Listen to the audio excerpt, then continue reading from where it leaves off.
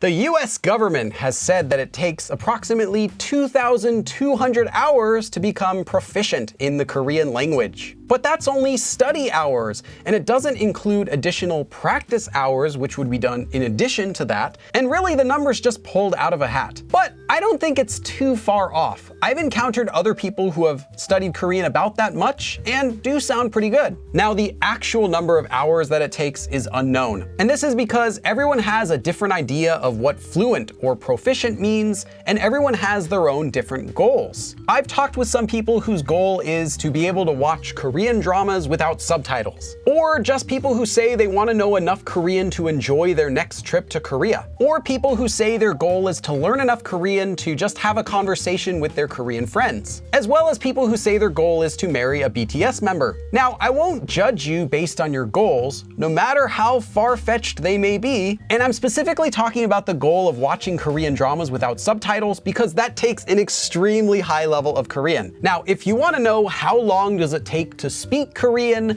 well, I made a video about that back in 2017, which I will link in the description below, so you can watch that first. This video instead will be about how much Korean should you study every day and why. But first, we need to define what studying is. So let's just say studying is anything that progresses your Korean forward. And some things will help your Korean to progress more quickly and other things more slowly. So here are some kinds of studying that I've seen give faster progress. First, practicing Korean by having conversations with native speakers. Next, studying grammar or vocabulary, and then actually using it yourself. So actually finding a way to use it. Next is listening to Korean intently, trying hard to understand what the person's saying, taking notes. And this also naturally happens whenever you're having a conversation. So having a conversation also is intently listening to Korean. And this is known as active listening because you're actively trying to study from it. You can even write down words and phrases that you're hearing and then later study them to learn so you can use them yourself. And finally is actually just sitting down and studying. Now, this doesn't have to be just reading grammar books. It can also be studying using, say, books you enjoy, or Korean games, or maybe even just chatting in Korean for the purpose of studying. Okay, so those are some things that I think show faster progress.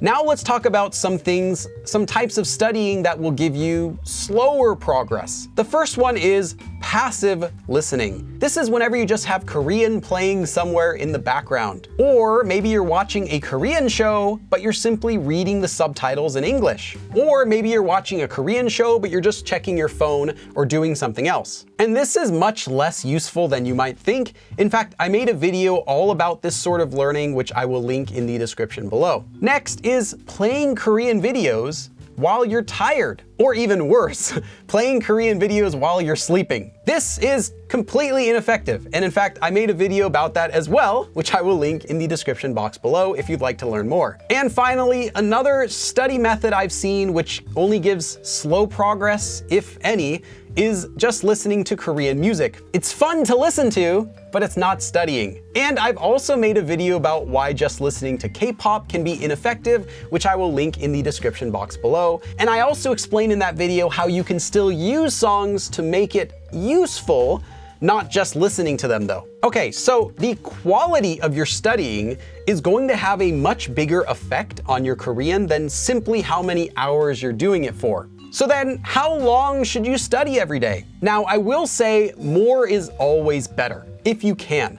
I was living in Korea and I would study maybe 8 or more hours every single day. That would include studying grammar or vocabulary, having conversation practices, but I don't think that you really need to do that. And in fact, I've seen large improvement in my own Korean during the time that I'm not in Korea, when I'm not doing that. So then how much? If you're really, really busy, I would say a minimum, absolute minimum of 15 minutes a day is still enough to see some progress, at least in the beginning. And in fact, even if you're not just in the beginning, you can still see some progress with that 15 minutes if you use it very wisely. So that could be 15 minutes of reading a book you're interested in Korean and studying from it. Now, this will not just be reading the book and looking up words, but also writing those words down to memorize later, using it really as a study tool and not simply as entertainment. So that would be okay. However, 15 minutes of listening to Blackpink's How You Like That on repeat, fun, but not helping your Korean. Now, if you're not super busy, I would say aim for 1 hour a day. An hour is doable for most people. It's not so much time that you can't do anything else with your day. And if you look around your schedule, you could probably pull an hour together out of different spots. So maybe you take 10 minutes during your half-an-hour lunch break to study, you take another 10 minutes in the morning, you take another 20 minutes at night, something like that. You can put together an hour. Now, an hour is also a lot of time. You can do a full grammar lesson, for example, in maybe 20 minutes. And if you're going into a Korean conversation, 20 minutes, 30 minutes of speaking practice is a long time. However, let's say you've got all the time in the world. How much time should you put in? Now, when I was living in Korea, I was able to do over 8 hours a day because that was literally all I wanted to do. But if you're not living in Korea and you don't have lots of people you can practice with, I would say 4 hours would be a good maximum amount of time you want to put into a language before you just get burned out. Once I wanted to study Cantonese to take a trip to Hong Kong, and I studied for 4 to 5 hours, a minimum, every single day, 7 days a week. And I had a lot of fun doing that. And after that was all over, I had gotten 600 flashcards about and a lot of useful phrases. And anyway, it was a really fun time.